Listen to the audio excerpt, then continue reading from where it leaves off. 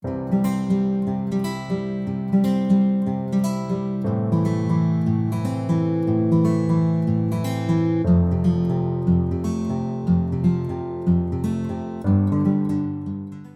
ora everyone, welcome back to the channel and to a slightly different video.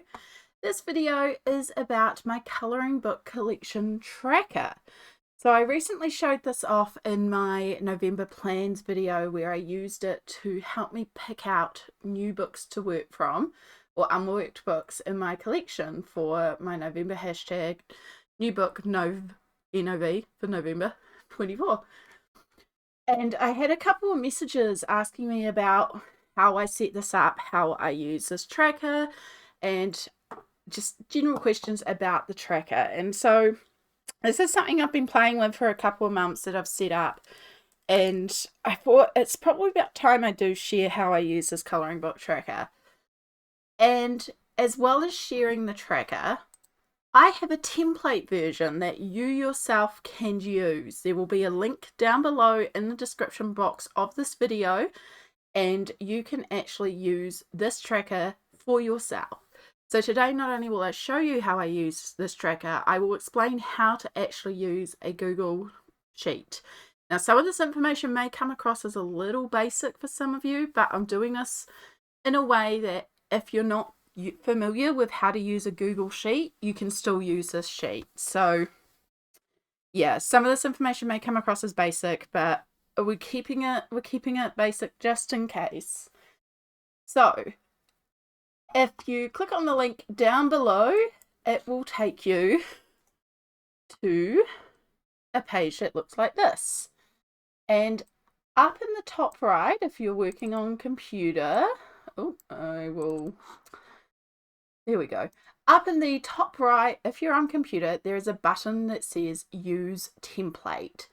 When you select this, it will add it to your own Google Drive for you to use and edit, and it will become a template for yourself.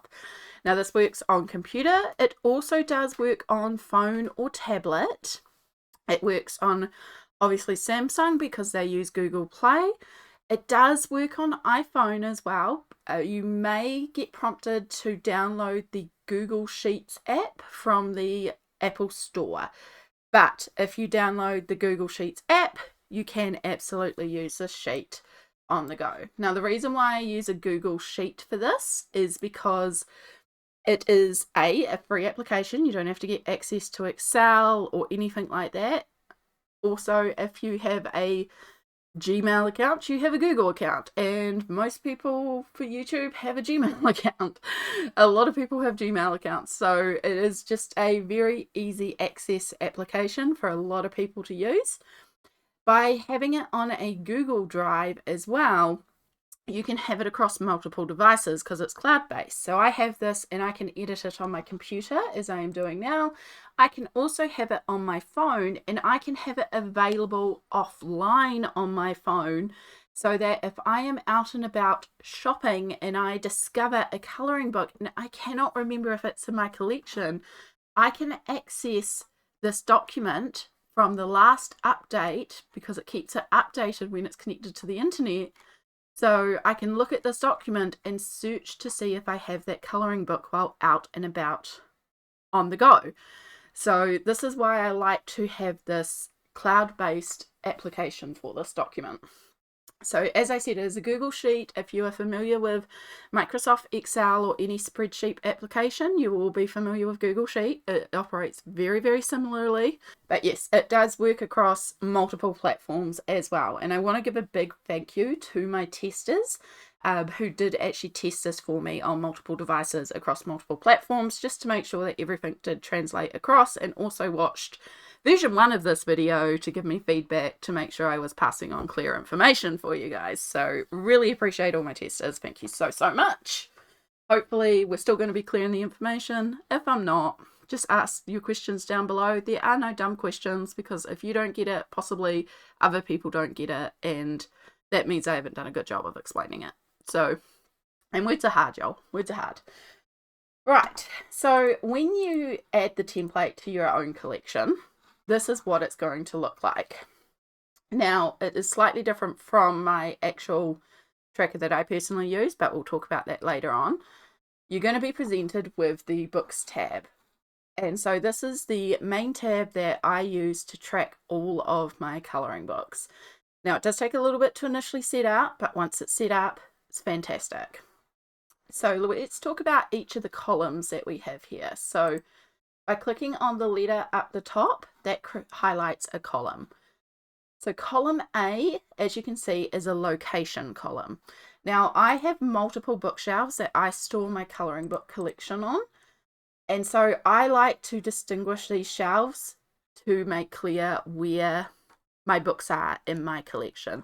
This is entirely optional for you. By selecting on the little drop down menu, you can see I have set it up with 6 shelves, which is labeled A1, A2, A3, B1, B2, B3. This is just how I label my shelves. And then there's also a digital for if you wish to put digital books in there that you have not printed yet. I choose to track mine separately, so we will talk about that in the future, but that option is there. Now, say you come in here and you have 9 shelves. You don't want to do digital tracking, or you hate the colours that I've chosen. Well, this little pencil button is an edit button, and I'll just have to drag this across ever so slightly.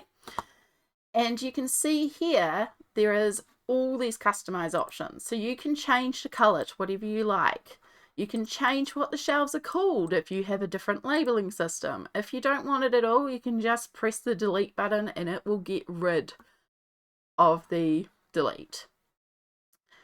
So that is a very handy option. Now, if you don't like to track where in your collection your colouring books are, you can also just, as I said, press the letter up the top to select a column. So press A, right click, and you can delete the entire column. You can get rid of this column. You don't have to have a location.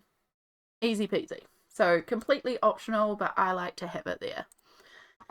These little buttons up here are your undo as well. If you make a mistake, you can go backwards.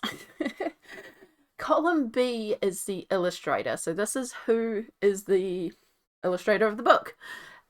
Sometimes I use names that aren't necessarily the illustrator. So for example, Colouring Heaven, I call all of them Colouring Heaven, but then I put the actual individual illustrator in the title.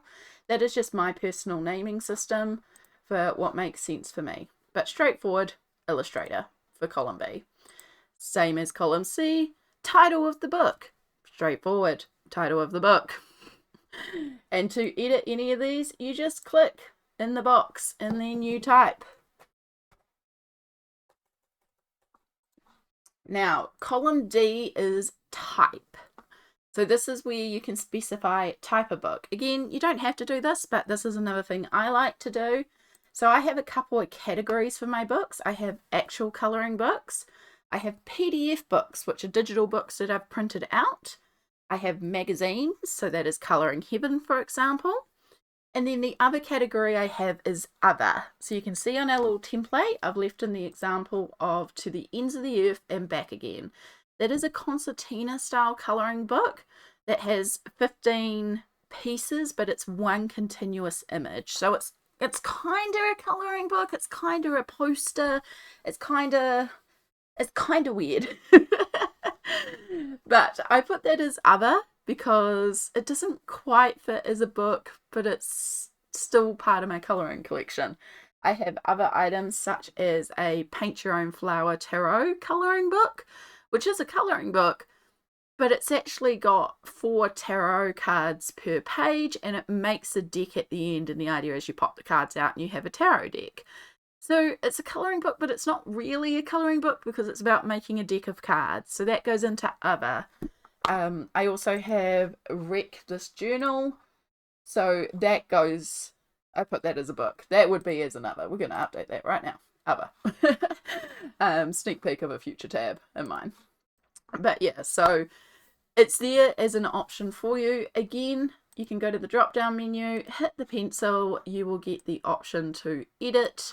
You can change what the categories are, you can change the colours, you can add in an extra item, you can delete items. So you can fully customize it to however suits you and your tracking needs. Now the next column We're going to skip column E for a second, and we're going to go to column F. Column F is the status. This is worked, unworked, or completed. So this is something that I have specifically because one of my goals is to work in my unworked books. And so this makes it really clear for me for what books I need to work in. And another reason why I like the sheet is when you look at this heading line, status, there's another little drop down menu here. You can sort this column alphabetically, and that shoves all the unworked up the top. So I can just look at my list at a glance and see which books are currently worked in and which books are not. I don't have any completed books, but eventually I'll have a completed book list in here too. But I have the category there, hopeful. So yeah, so this is a really easy way for me to look at my collection, look at what's unworked and go, cool, let's work in this one. And this is how I sorted my picks for November using the random tracker. All right, so let's go back to column E and G and H and I because they all kind of relate. Now, column E is pages. So this is how many pages are in the book. Now, my numbers are very, very weird. You will see that my numbers just aren't, 88, 96, 108, those usual print volumes that books put out. And the reason for this is I don't look at the whole number of pages in a book. I actually adjust my books according to how many pages I would colour. Okay, so if we look at Romantic Country, The Second Tale by Erie, this is a book that I have right beside me right now, so it's an easy one to show you. I am saying that there are 88 pages to colour in this book. However, if we look at the Amazon listing, the actual print length is 96 pages. So how am I getting 88 pages when the book has actually got 96 pages? Well, if I take you to my messy, messy desk, to Romantic Country, what I do is when I add a book to the list, I only count the pages I would colour. Getting a little sneak whip here. I don't have any of my overhead lights on, sorry, I wasn't prepared for filming. So all the normal pages you colour is what I would count, and things like this page here, this title page that's just got a bit of text, I wouldn't count that. I don't count towards the back. We've got like copyright information, these overview pages. I don't count any of this information, and so I don't go through here and individually like go 1, 2, 3, 4, 5, 6, count all the images. I go through and I count the pages I would not color. So this one with all this text on the side, I wouldn't count that. I wouldn't count the title page. So that's like 2. I wouldn't count this one. 3. I wouldn't count the information about how to make the poster. 4, 5, 6, 7, 8, 9. So 96 minus 9 is 85. I must have actually counted that leaf pattern originally. Sometimes I do forget. I know I wouldn't have counted that, for example. But yeah, that's basically how I get my numbers for the book.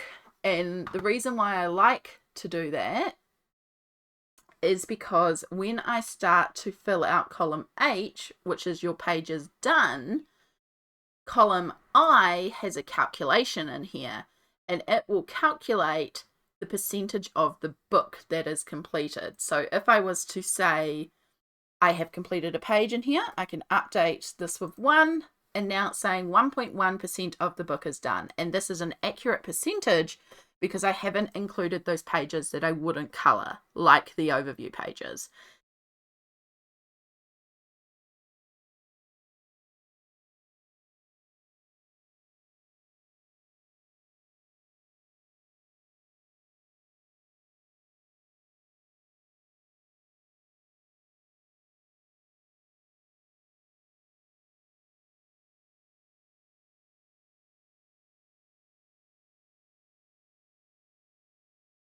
It means I can also do things like sort my list by how many pages I have done in a book. So you can see Mythomorphia is the most pages done with 59. I can also sort by percentage, which takes colouring heaven to the top because that's 75% done. So it allows me to see how much of a book I have left to colour. So when I am filling out, we have column G, which has the work in progress. So you can see Alien Worlds has 2 work in progress pages right now. And then we have the pages completed.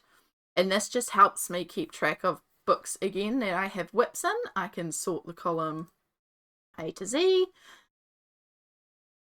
and see the books I have whips in and sort by how many pages, yada, yada, yada.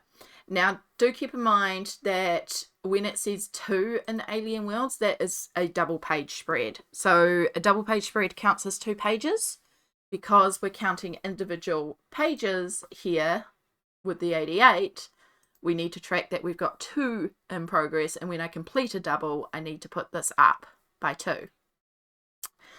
And then the final column that is on the template and also on my sheet is G, which is just a notes column.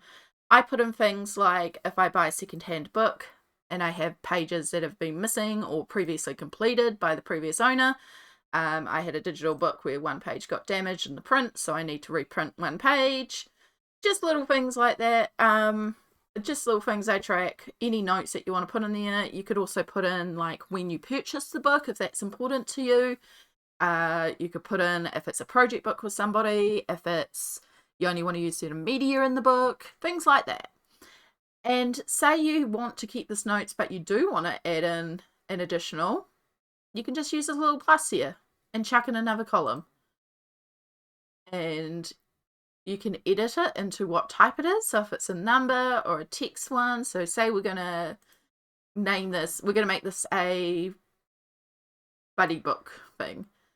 And then up here is your edit column. So I'll put buddy books. And then actually we can go to Hannah Carlson.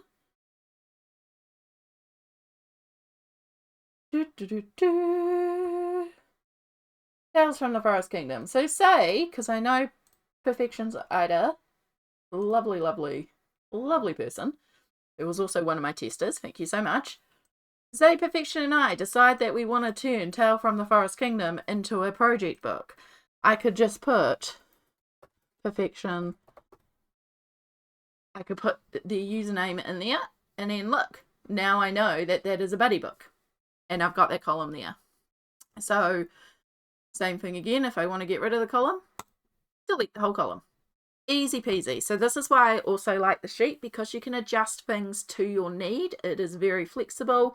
If I get a new book, I can reorder things in order. I like to sort of title and then author and then location. And that means that it's sorted by author alphabetically in its shelf, and the books are sorted alphabetically. I'm very pedantic. Now, I use this template with my colouring journal.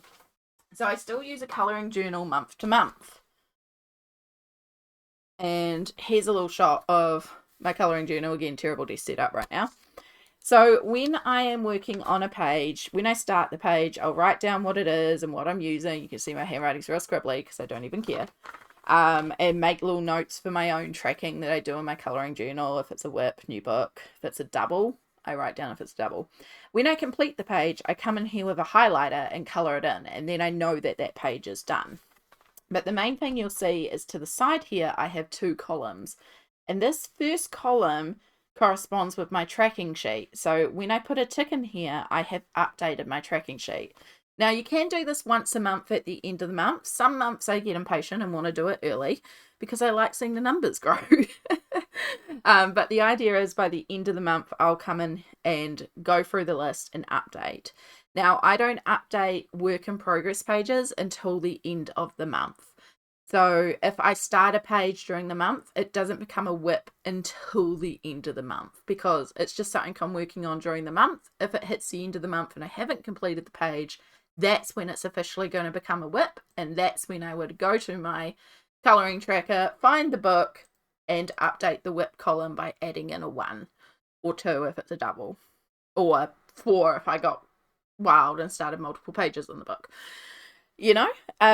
So we can go through and we can actually update some of this now, because I have actually got a couple to update.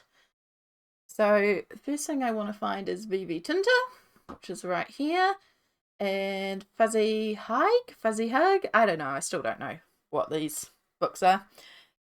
But I have completed a page yesterday in this one, and this was a new book. So because it's my first page in this book, I will switch the unworked to worked, and then I will put a 1 in the pages completed, which takes us to 2.5% of the book being done now, which is awesome.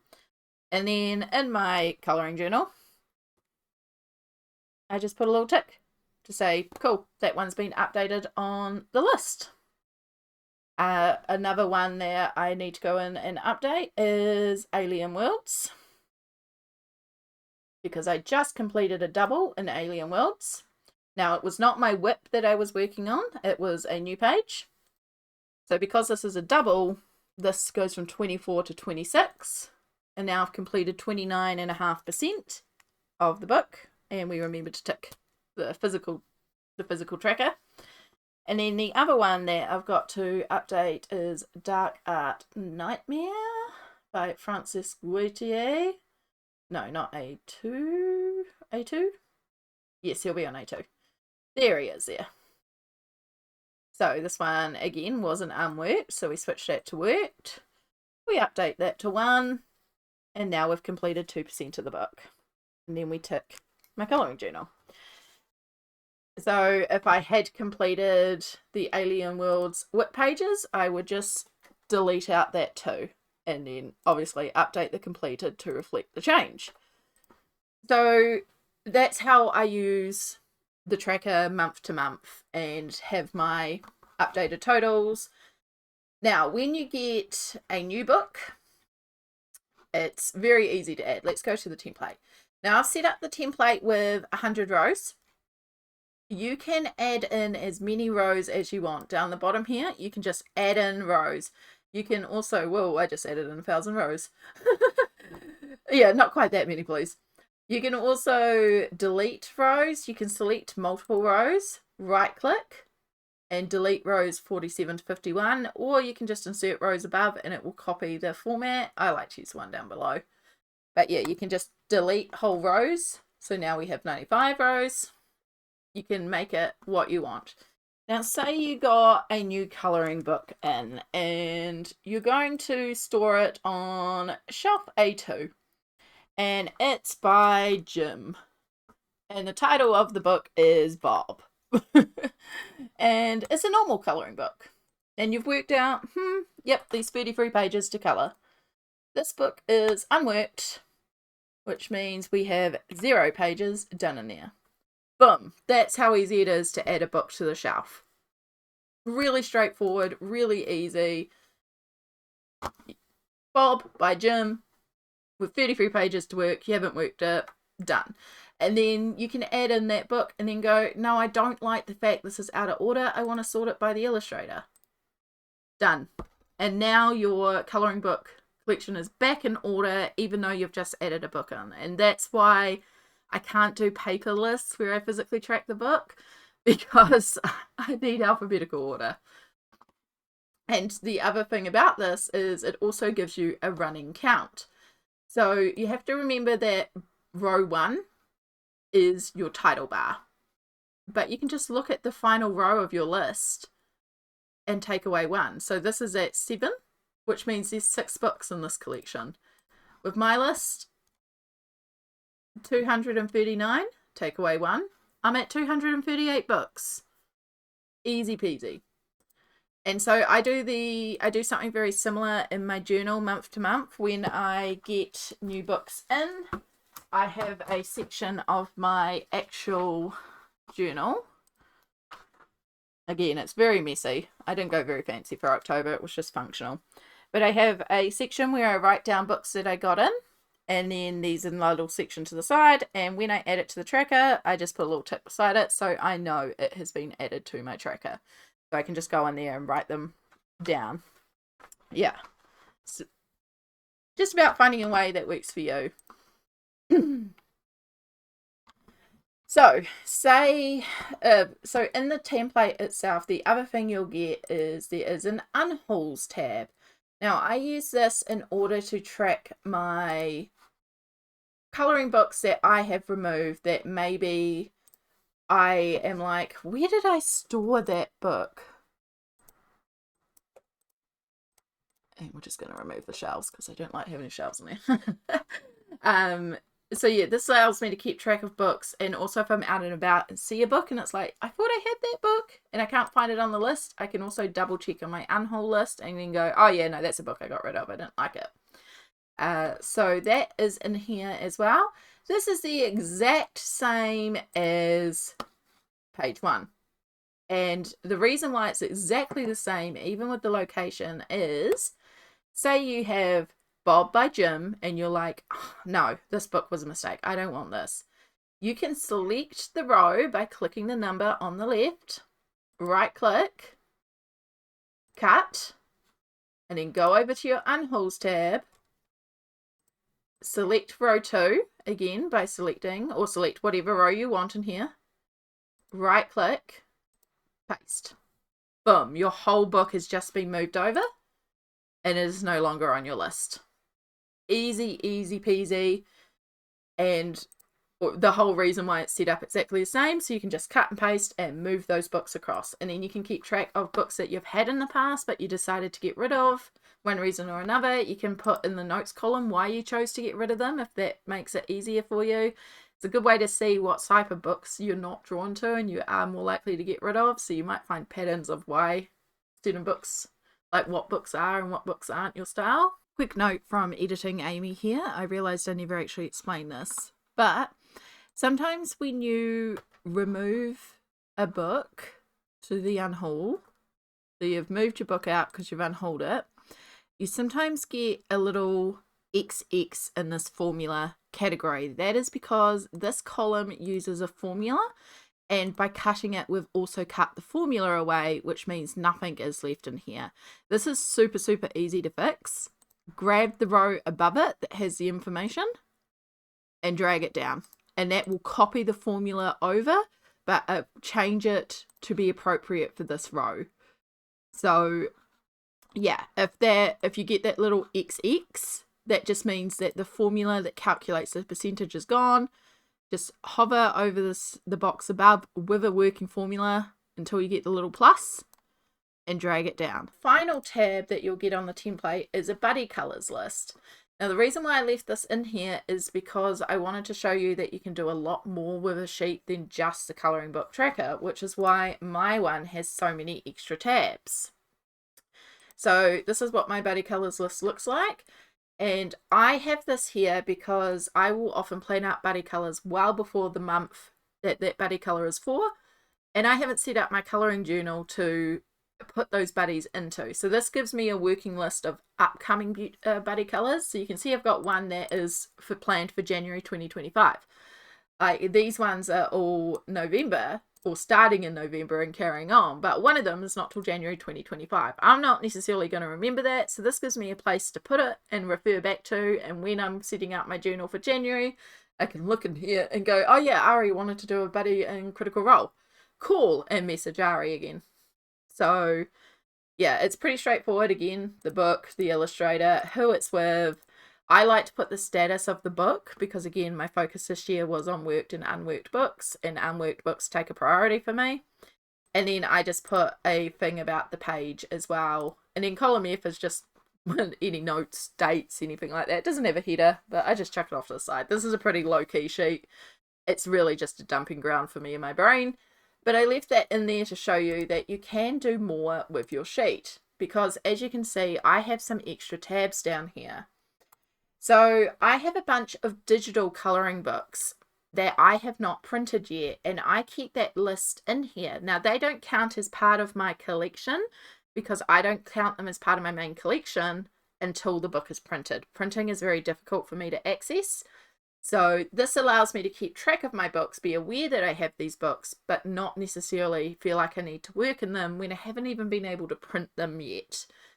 And it is the same thing. They are all set up for me so that when I am ready to print a book, say I want to print out Fedorable's Fantasy Tea Party by Selena Fennick, I can once again select the row, cut it, move it over to the list, and paste it, and then I just have to choose what shelf I am moving it to. So really, really straightforward, same idea, and allows me to keep track of my digital books without qualifying more books into my collection that I can't work right now. I also have a separate tab for posters and projects. So this is where I put in a list of giant colouring posters that I have, Wreck This Journal, the Flower Tarot Pack. So things that are colouring book adjacent, but not necessarily a colouring book that I feel the need to count as part of my colouring collection. Because the posters, like it's colouring adjacent, but it's not a colouring book, and it's harder to track. And once you start a poster, you have to work the entire poster. So yeah, that is what this thing is here.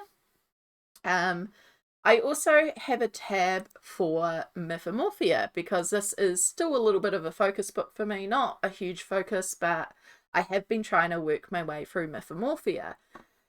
And so this allows me to see what pages I have got left remaining, and I have been working with Cindy of Mindful Griff on some pages. And so this allows me to see the pages that Cindy has done or is working on, and then the pages that I have done or am working on. And so I can look at this list, and if Cindy's not available for a buddy, or the one that I'm meant to be working on that I haven't even started, I can just go in there and start working on it. Or I can message Cindy and say, hey, I really want to do the Phoenix page. Do you want to do the Phoenix page? And know that Cindy hasn't worked on that page either yet. So this is like a little thing just to help focus on Mythomorphia. So that's another thing that you can do. So in order to do these things, I mean, how do you do that, right? Like, you've only got the 3 tabs. Well, down the bottom here is a little plus, and this is add a sheet. And you just click it and it will add a sheet in. You can rearrange these sheets to any order that you like. Now, say you want to do something like my Mythomorphia focus book, and you've got a book that you want to focus on a lot. Let's go back to Jim Bob. Let's say Jim Bob was a focus book for you. Well, you could come in here, you can grab your keyboard, which is out of reach. Jim Bob pages. And so say there are, I said 33, I'm not going to do 33.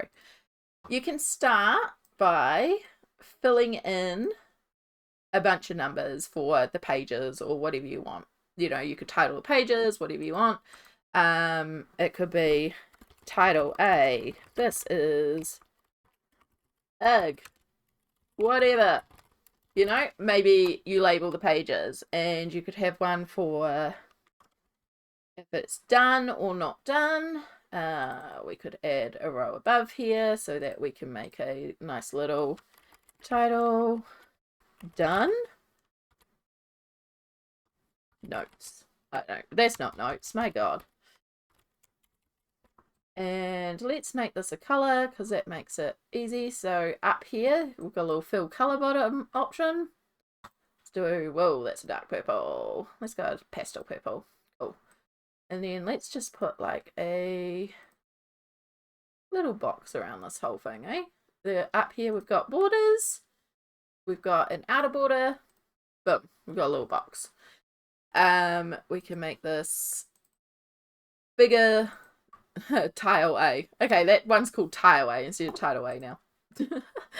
Done. So we could say, yep, we've done that page, we've done that one. Maybe this one's a whip. You know, you can set it up however it works for you. You can also do things like, I'll go back to the unhaul tab. We have this thing here called that link, that is Jim Bob, right? You can right click on this, insert link, and it will look up the sheets on your page. I need to rename this sheet first. Jim Bob. Right. Now we go back here. Insert link. Jim Bob. And now what happens is you'll see a line under there. When we hover over it, it links us to Jim Bob.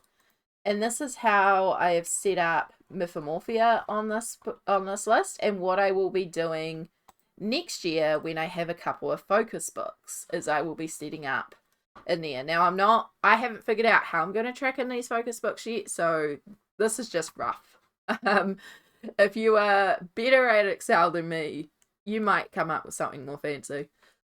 I can do a little bit, but I'm not the bestest at it, but I can do a little bit.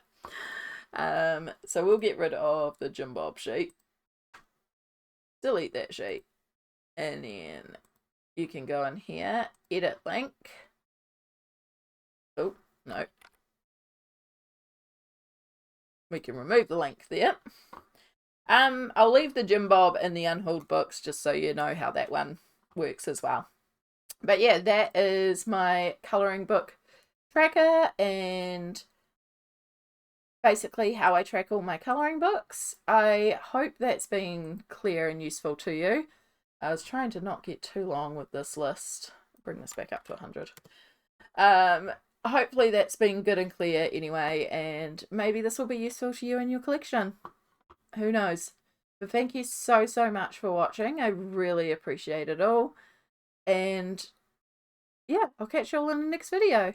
Enjoy the tracker. Let me know if there's any issues. Thank you so much. Bye.